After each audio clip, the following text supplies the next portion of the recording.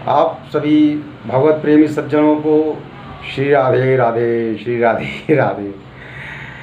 मित्रों, आज का प्रसंग बहुत ही मार्मिक है और बहुत ही सुंदर है।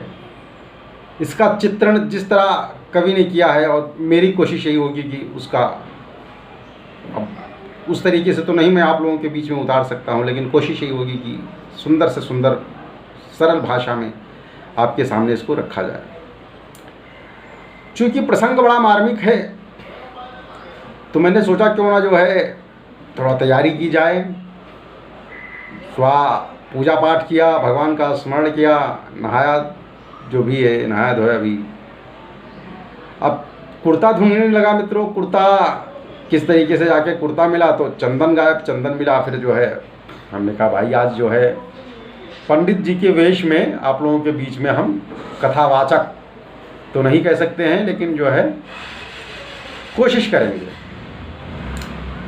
चलिए ज़्यादा देर न करते हुए अपनी बातों को शुरू करते हैं। और प्रसंग हमारा कल का ही है, जो कल छोटा था कि जिस तरह हम देखते हैं भीष्म की प्रतिज्ञा क्या होती है, कितनी कठोर होती है, और जब देखो तब वो प्रतिज्ञा ले लिया करते हैं। उनको सोचना, विचारना और पूछना पछोड़ना किसी से नहीं होता है भैया। अब चूँकि ये हमारे पंडित चंद्रशेखर जी ने लिखा हुआ है, अवधी भाषा में है, बहुत ही सुंदर है, बहुत ही मार्मिक है। हम कितना ग्रहण कर पाते हैं ये हमारे ऊपर है। मुझे तो बहुत अच्छा लगा। मैंने कोशिश भी बहुत अच्छी की है कि आप लोगों के बीच में इसको अच्छे से अच्छे प्रस्तुत किया जाए। उसमें होता क्या है मित्रों कि भीष्म जब कुरुक्षेत्र के मैदान में भगवान श्री कृष्ण के सामने होते हैं तो वो शपथ लेते हैं। भगवान श्री कृष्ण ने कहा था कि मैं पूरे महाभारत में अस्त्र नहीं उठाऊंगा, अस्त्र नहीं उठाऊंगा।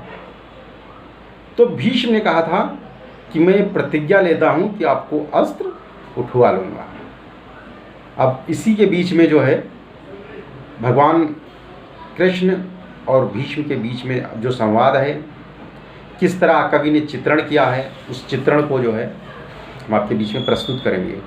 ऐसा नहीं है कि चित्रण कहीं एक ही जगह मौजूद है, ये कई जगह कई किताबों में मौजूद है। जैसे कि हम सूरदास जी की सूरसागर अगर पढ़ते हैं तो उसमें लिखा हुआ है सूरदास जी ने कि आज जब हरि ना शस्त्र गहाऊं, आज जब हरि ना शस्त्र गहाऊं, तबला जब गंगा जननी को शांतन सुतन कहाऊं। जैसा कि मैंने कल आपको बताया था प्रेमी सज्जनों कि ये सत्यवती और शांतनु महाराज से शादी करने के लिए उन्होंने प्रण ले लिया था कि मैं शादी नहीं करूंगा। आज प्रण लेते हैं कि मैं हरि से शस्त्र उठवा लूंगा, ये उनका प्रण है। अब इसी प्रण को हमारे अवधि में जो है किस तरह इसका व्याख्यान किया गया है, एक बार हम कोशिश करते हैं। क्योंकि आपको पता है उतना मुझे सुर ताल लय नहीं आता है। हाँ, ये जो 7 सुर हैं इनका मैं मास्टर हूँ, ये आप कह सकते हैं, मैं नहीं कह सकता। क्योंकि इतना मुझे केवल पता है, सा रे गा मा पा धा नी सा। अब सुर मिलाने कैसे वो भी पता है, वो बाद में बताएंगे हम आपको कैसे मिलाते हैं गाना करके, ठीक है। आज हम किसी अवधि सुर में ही अपने इस प्रस्तुति को प्रकट करने का प्रयास करेंगे। आशा करते हैं अच्छा लगेगा। होता क्या है कि भीष्म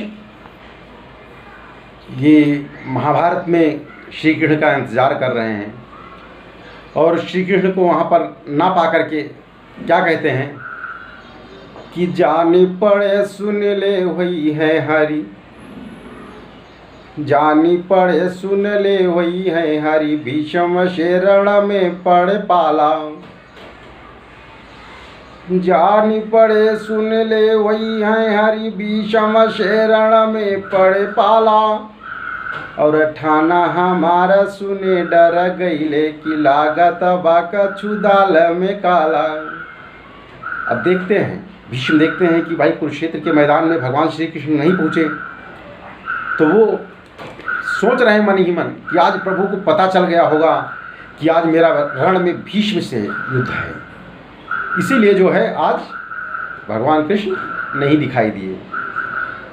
अरे गांडीव के टंकार न होत ध्वजा पर न हनुमान दिखाला। अब क्योंकि अर्जुन के पास गांडीव था, अर्जुन पहुंचते थे, गांडीव की टंकार होती थी, तो वो देख रहे हैं कुछ नहीं हो रहा है। गांडीव के टंकार न होत ध्वजा पर न हनुमान दिखाला। और प्रायः वीर सभे यईले, बाकी जितने वीर थे सब कोई आ गया है, बस इंतजार, भीष्म को इंतजार किसका है? कृष्ण भगवान का, वो दिखाई नहीं दे रहे हैं। प्रायः वीर सबे यईले पर आइल नाही पीताम्बर वाला।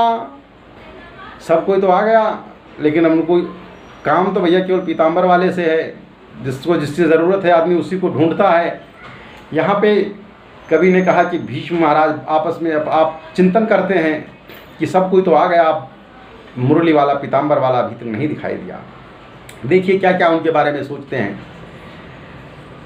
कहते हैं आएगा भी तो कैसे भाई, आज उसके बल पौरुष है तो मेरे भी बल पौरुष है। उसने जो प्रतिज्ञा ली थी आज उसको प्रतिज्ञा तोड़नी है, हमें अपनी अपनी प्रतिज्ञा रखनी है। इसमें मित्रों मैंने पहले भी बताया था कि प्रतिज्ञा किसकी भी, शपथ किसकी लेते हैं? उसी भगवान की, जिस भगवान की प्रतिज्ञा तोड़वानी होती है। लेकिन भक्त के बस में है भगवान। अगर आप प्रेम से भगवान को पूजा करिए तो भक्त के बस में है भगवान, भगवान आपके बस में है। आप जैसा चाहिए वैसा ना चाहिए भगवान को, वही हाल यहाँ पर है। तो भीष्म कहते क्या हैं कि देखब पौरुष युद्ध में पिंड, देखब पौरुष युद्ध में पिंड, न छोड़ब चक्र बिना उठवाए। आज हम देखेंगे और उनको ऐसे बिना चक्र उठवाए नहीं छोड़ेंगे। देखब पौरुष युद्ध में पिंड, न छोड़ब चक्र बिना उठवाए।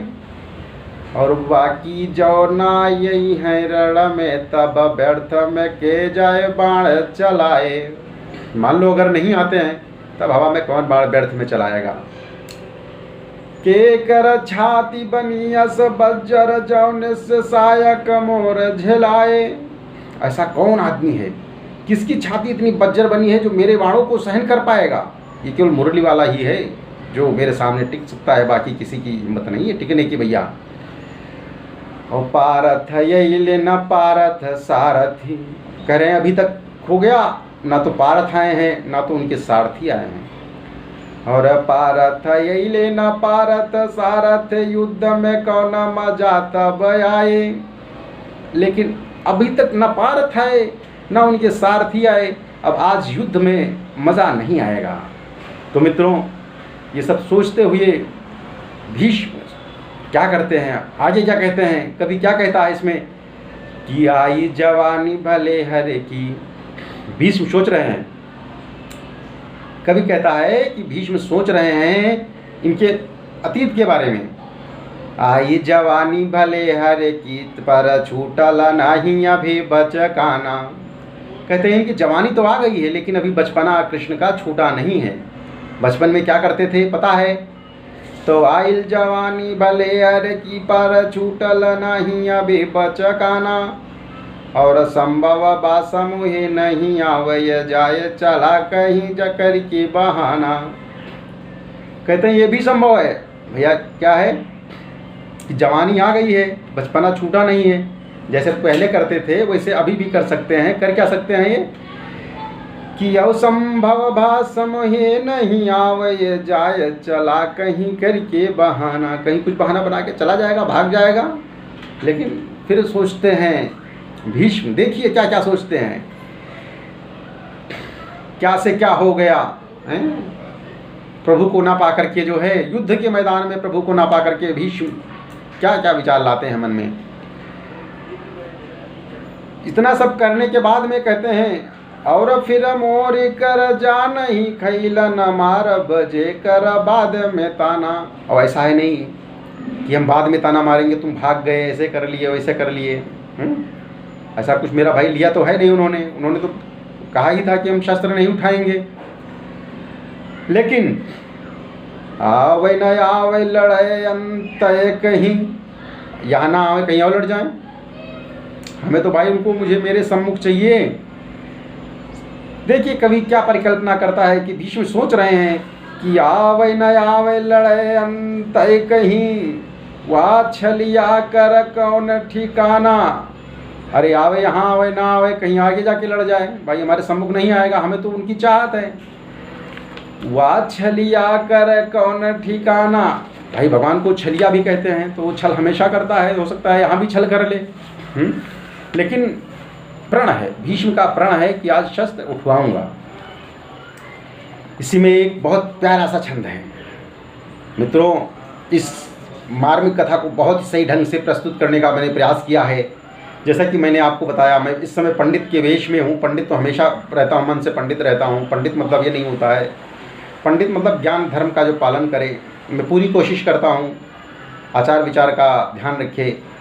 लेकिन आज कुर्ता मेरा पुराना पड़ा था, तो हमने कहा इस कुर्ते का उपयोग इसी सही मौका है करने का। भगवान की स्तुति होगी और मैंने आज नहा धो भी डाला।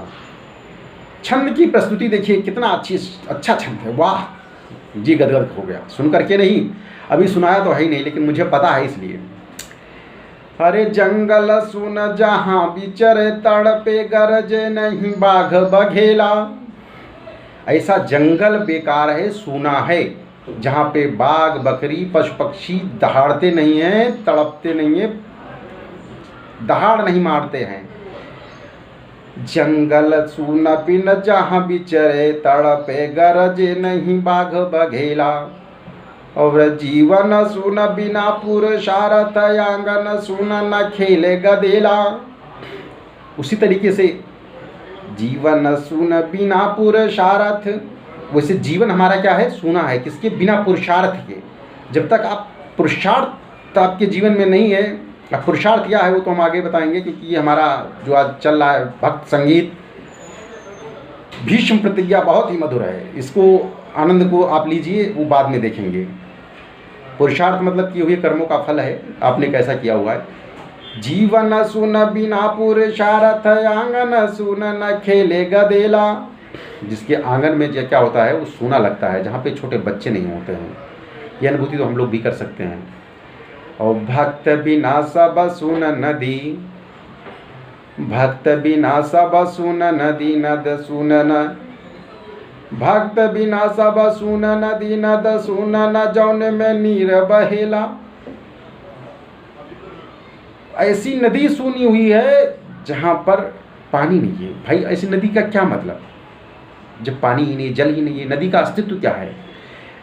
तो मित्रों अब क्या कहते हैं भीष्म जी, भीष्म जी कहते हैं जिस तरह ये सब सुना है मैंने आपको बताया, क्या कि जंगल बाघ बकरी बिना, जीवन पुरुषार्थ बिना, आंगन छोटे बच्चे बिना, भक्ति नदी बिना, और नदी पानी बिना, वैसे कुरुक्षेत्र पीताम्बर धारी बिना।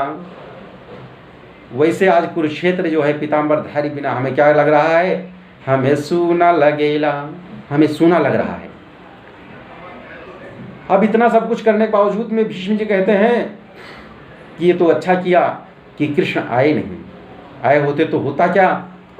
वाह क्या मार्मिक प्रसंग है, और ऐसा केवल भीष्म ही सोच सकते हैं, या फिर कोई ऐसा सोच सकता है जिसका इतना अद्भुत लगाव हो उस परमात्मा के प्रति। भीष्म कहते क्या हैं कि युद्ध में आज पता चली है, अगर आ गए कृष्ण तो होगा क्या। युद्ध में आज पता चली है, लुटी जई हैं बड़े बड़े अस्त्र के थाती। युद्ध में आज पता चली है, लुटी जई हैं बड़े बड़े अस्त्र के थाती। और कोपब में रण बीच अकेला, न वंश का आज बुतई है यह छाती। कोपब में रण बीच अकेला, न वंश के आज बुतई है यह बाती। आज कहते हैं क्या होगा, आज सब रण में पता चलेगा। भाई आज भीष्म एक तो प्रभु का इंतजार कर रहे हैं, दूसरा जो है गुस्साए भी हैं, तो कहते हैं आज पता चलेगा कि युद्ध में क्या होगा। घातक माधव की छतिया, वाह वाह, क्या वर्णन किया है कवि ने, घातक माधव की छतिया जकरे बद बाण हमारा सेवाती। मेरे बाणों की सहन करने की क्षमता केवल माधव में ही है, बाकी कोई रोक नहीं पाएगा। और मित्रों ये बिल्कुल सत्य है, क्योंकि जब क्या हुआ था, अर्जुन और दुर्योधन गए थे भगवान से मांगने के लिए। भगवान ने कहा था कि मेरे सम्मुख जो आएगा पहले मैं उसको दूंगा। दुर्योधन उस समय क्या मांगता है, सेना मांगता है। भगवान कहते हैं ठीक है सेना ले जाइए। होता क्या है उसमें, कहते हैं कि हमारे पास तो भीष्म जैसे महारथी हैं। उन्होंने कहा जब तक भीष्म जैसे महारथी हैं तब तक इन सेना की ज़रूरत ही नहीं है, ज़रूरत इनकी बाद में पड़ेगी तो फिर आप सोचिए। तो उन्होंने कहा क्या भीष्म भी मरेंगे, क्योंकि सब कोई जानता था भीष्म को इच्छा मृत्यु का वरदान है।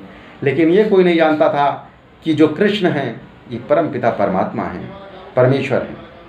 ये अगर जाने जाता तब तो कुछ होता ही नहीं। मित्रों आइए इसी मधुर मंद मुस्कान रूपी अमृत का वर्षा करते हुए आप प्रेमी सज्जनों इस मधुर रस को जलपान कीजिए, रसपान कीजिए।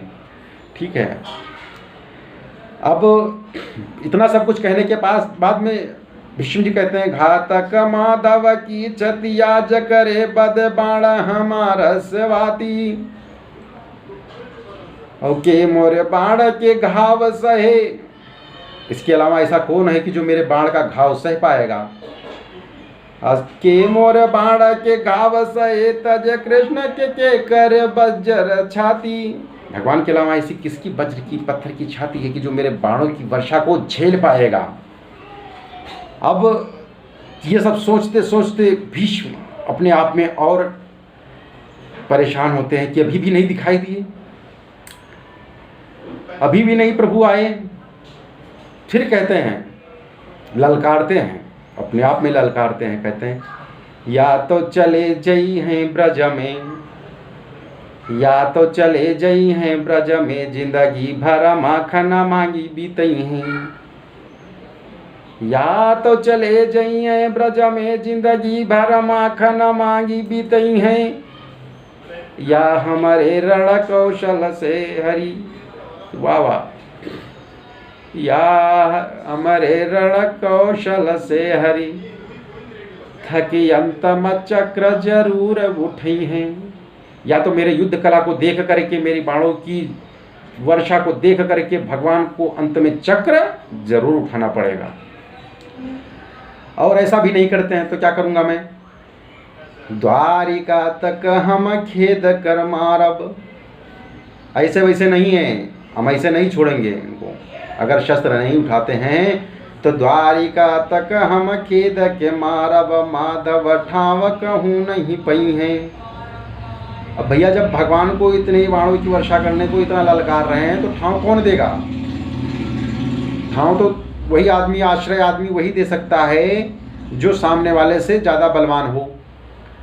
और जब भगवान ही भाग रहे हैं, वो कह रहे हैं, ऐसा सोच रहे हैं, भीष्म की परिकल्पना है, वो कहते हैं या तो चले जई हैं ब्रज में, जिंदगी भर माखन मांगी बीतई हैं। या हमारे रण कौशल से थकी, हरि अंत में चक्र जरूर उठई हैं। उठा लेंगे, ठीक है।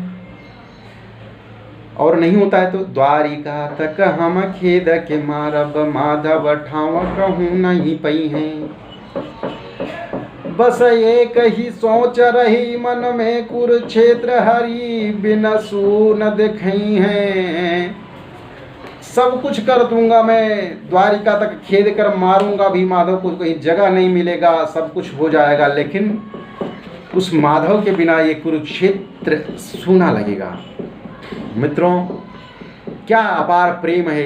ये प्रेम कहें या बाणों की वर्षा कहें या दिल की अंदर की मन अंतर की गहराइयों से उस प्रभु के लिए अनुकंपा कहें। अब ये आप ही कहें जो कहना है। हम जैसे शास्त्री लोग, पंडित लोग, विद्वान लोग, ये हम नहीं कह रहे हैं। या आप ही सोचेंगे कि पंडित जी क्या बता दिए, विद्वान इतने थे। खैर सोचने की आपकी क्षमता है, आप सोचिए। मैंने अपनी समझ से पूरा प्रयास किया है और भी प्रयास कर रहा हूँ। इतना सब कुछ होने के बावजूद भी भीष्म कहते हैं कि कुरुक्षेत्र उनके बिना सूना लगेगा। लेकिन फिर आगे कहते हैं कि मारी मारी बाणन से चक्र उठवाई लेब। अरे कितना भागेंगे, कहाँ तक भागेंगे? मारी मारी बाणन से चक्र उठवाई लेब, देखब बाट कितना जोर बा जवानी माँ। अब मैं देखूंगा उनकी जवानी में कितना जोर है, कहाँ तक भागेंगे। मारी मारी बाणन से चक्र उठवाई लेब, देखब कि बाट जोर कितना बाटे बा जवानी माँ। और कैसे प्रण कई जाला, कैसे निर्वाह जाला, आज दोनों सत्य जुटी हमारी कहानी माँ। कैसे प्रण उन्होंने किया, कैसे प्रण कई जाला, कैसे निर्वाह जाला। उन्होंने कैसे प्रण किया और मैंने अपने प्रण को कैसे निर्वाह किया, ये दोनों सत्य आज इस कहानी में जुटेंगे। अब मित्रों, इसमें और भी बहुत अच्छा मार्मिक ढंग से लिखा हुआ है, उसका हम अलग वर्णन करेंगे। और इसके बाद में क्या कहते हैं कि सुनीला की मोर सात सात बड़े भाईन को। अगर प्रण नहीं पूरा कर पाया तब की बात कह रहे हैं भीष्म जी कि सुनीला की मोर सात सात बड़ भाईन को, गंगा माई भोर देहल धारी के रवानी में, तो हमें का भी उचित बा। जिस तरह हमारे साथ साथ बड़े भाइयों को गंगा माई ने पानी की धार में डाल दिया था, तो आज कहते हैं अगर मैं प्रण नहीं पूरा करता हूँ तो हम का भी उचित बा कि जो न प्रण पूरा करो बूढ़ मर जाए कहीं चुल्लू भरे पानी में। वाह वाह वाह वाह, क्या कवि आलोक जी का गाना गाते हो आप। अब ये सब होने के बाद में होता क्या है कि जब तक इतना सब सोच रहे होते हैं भीष्म जी, तब तक भगवान कहीं दिखाई दे दिए। आहा, क्या प्रेम की वर्षा हो रही है, अंतःकरण से ही सुनने में कितना अच्छा लगता है। मित्रों, इसे आज स्मार्ट भी मैं बहुत अच्छा लग रहा हूँ, क्योंकि टीका भी लगा रखा है, कोट भी पहन रखा है, मतलब कोट नहीं, इसको क्या कहते हैं, जो भी है, बहुत दिन बाद पहना है मैंने। हाँ, एक है कि मोबाइल थोड़ा कमी थी, लेकिन प्रभु जी की इच्छा से वो भी बहुत अच्छा हो गया व्यवस्था। ठीक है, आज चलते हैं, आगे बढ़ते हैं। आइए आप लोग प्रभु जी के दर्शन कीजिए। यहाँ पे भगवान कुरुक्षेत्र में प्रवेश कर रहे हैं। अब भीष्म क्या कहते हैं कि भक्त पदे महाभारत में। वाह वाह वाह वाह, क्या भीष्म जी, क्या भीष्म प्रतिज्ञा। आज भी देखिए आप कहीं पर भी, हमारे यहाँ तो महाभारत 5 बार चल चुका है, 6वीं बार चल रहा है। मेरी बिटिया बहुत देखती है महाभारत, और सही से कहूँ तो महाभारत होता भी खूब है घर में मित्रों। ठीक है, तो आप लोग भी आनंद उठाइए और उसमें से अच्छी बातों को ग्रहण करिए। आइए हम भगवान के दर्शन करते हैं। भगवान कुरुक्षेत्र में पधार चुके हैं, और आज महाभारत में भीष्म की प्रतिज्ञा या तो पूरा होने वाली है, या तो कृष्ण का जो है प्रण क्या होता है, देखते हैं।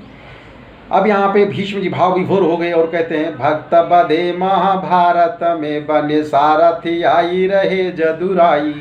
आहा, अब क्या सोच रहे हैं भीष्म जी, कह रहे हैं कि भक्त बदे, आज भगवान आना नहीं चाहते थे, आए नहीं, लेकिन भक्त बदे महाभारत में बने सारथी आई रहे जदुराई, और भीत पटी ठहरे लहरे। वाह वाह, भीत पटी ठहरे लहरे रथ हाकत डोर उठाई उठाई। अब चूंकि रथ के सारथी हैं, देखते मन इनका प्रफुल्लित हो गया। कहते हैं आज भक्त के बदे भगवान आ रहे हैं।